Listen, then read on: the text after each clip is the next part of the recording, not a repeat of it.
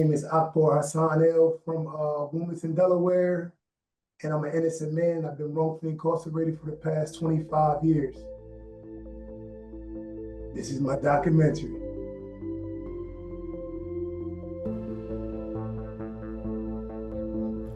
On July 18, 2001, a few minutes after 10 p.m., the ice cream man, Abdullah Alameri, was fatally shot in his truck at the corner of 10th and Madison Streets in Wilmington, Delaware. At the time of the crime, Akbar was 25 to 30 minutes away in Newark, Delaware.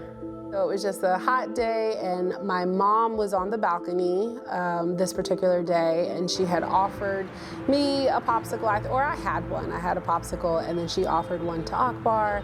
That was the thing that stuck out because I had braces, and her mom gave us some popsicles and stuff, and someone said, "Go ahead, it's hot." So I slid it in my pocket, trying to be slick with it, and her mom seen it, and she was like, "Boy, if you don't eat that popsicle, I'll never give you nothing else for the rest of your life." And she was joking with us. The police found fingerprints on the ice cream truck. None of them matched Akbar. Without any physical evidence that linked Akbar to the crime, the prosecution relied solely on the testimony of 4 witnesses to convict Akbar. After Abdullah Alameri was shot, a man named Keith Flowers called 911 to report the crime. I don't even know what happened. A couple days later, he was taken into custody to be interviewed. The detectives only began recording the interview several hours into his interrogation. In his interview, Keith Flowers implicated Akbar and 2 other men, Tyrone Guy and Robert Zayas, in the killing of Abdullah Alameri.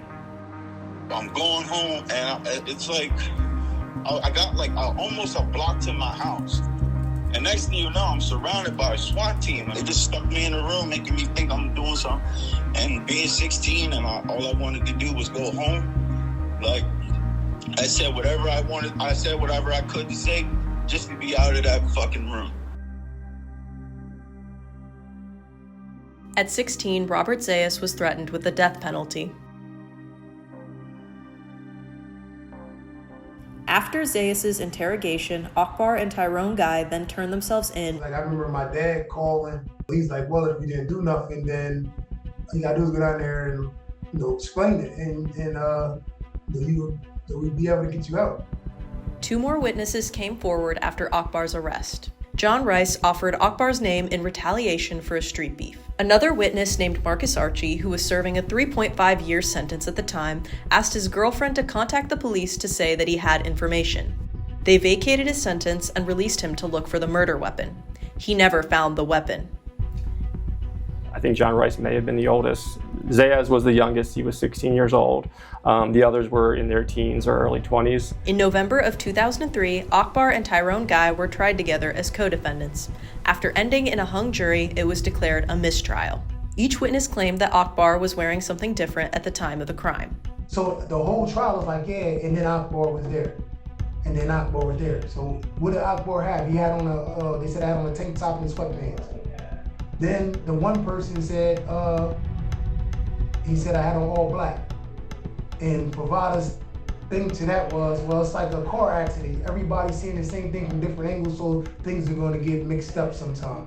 But it's how can you change my clothes? In November of 2003, Akbar and the other suspect, Tyrone Guy, were tried together as co-defendants. The prosecutor involved with the case, David Favata, he is a name that kind of raises a red flag for us if we see his involvement in a case. He was suspended by the Delaware Supreme Court for his actions in a case that happened about 5 years after Akbar's. But he was twisting words to make it, to narrate the story. Tasha, she and I actually went to Glasgow High School together. I think her and her mom both gave statements and stuff. And Favata downplayed her so bad in court and it wasn't right. I remember feeling like they don't believe me, and I don't know why or how they don't believe me.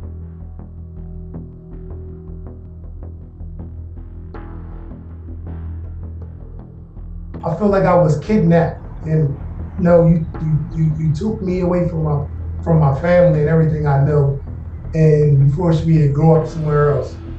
they host public hearings to help them fix or overcome issues within the criminal justice system here in Delaware. So I asked these questions like, hey, there's a prosecutor that you guys had who did all this misconduct. They said, well, we know that he messed up and we know how many he messed up, but because of the number that he messed up, we don't have the people to be able to go through every single one of them and fix it.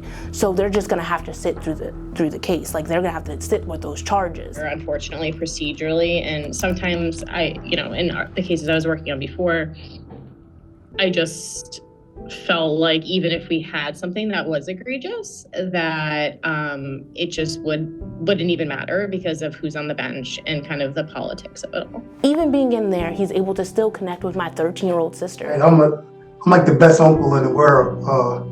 All my nieces and nephews that did say you're the best.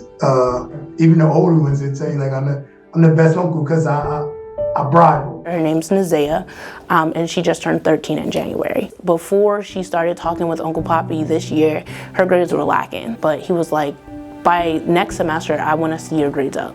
And this semester, when she came home with her report card, she was so excited. She had all A's and I think 1 C, and she was like, I can't wait for Uncle Poppy to call. I want to tell him how my grades are. And then when she called, that's when we got information that she was invited to do a father-daughter dance with him. Seeing all these guys in there, we all in tuxes and, we looking like James Bond in that joint, and it's like I don't even know how to describe it. That was like a surreal event. You start to feel like we obsolete in here, like we ain't need it, but we like definitely need it. The correctional wants to use the word inmates, but human beings in the prison system go through psychological things. They're whipped down, and sometimes your experience and your environment can mold and shape you, whether you want to be molded and shaped that way. It's called survival. You can't cry in prison. You're in a man's prison. He lost his mother in 2019. He lost his father in 2020. He lost his brother in 2021. He lost cousins in that time frame, and he was not here for any of it. He's in jail by himself. My mom died, I had 30 minutes. I put a towel on the window, my cellies got out, and after that, it was back to business. He's missed, a lot. He's missed a lot. I'm sorry that he's lost so many years of his life with his loved ones just being free. I am so sorry that I couldn't do more, that I can't do more to just have this be over for him. I don't know how to it's like me screaming at the top of my lungs to get somebody to look at something, and it's like nobody's listening though,